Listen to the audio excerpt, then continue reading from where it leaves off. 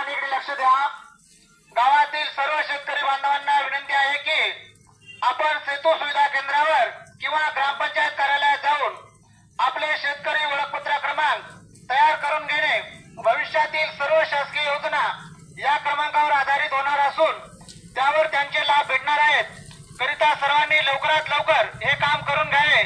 जाताना आधार card, mobile व शेतीचा सातबारा घेऊन जाणे, अन्यथा पीएम किसान निधी, पीक विमा योजना व पीक कर्ज अशा शेतीवरील कोणत्याही योजनेचा लाभ मिळणार नाही।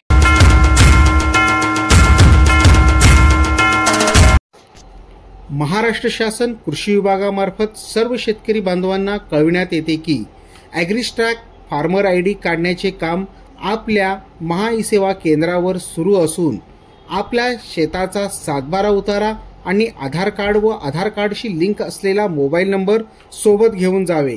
दिनांक 28 फेब्रुवारी ही नोंदणी करण्याची शेवटची तारीख आहे।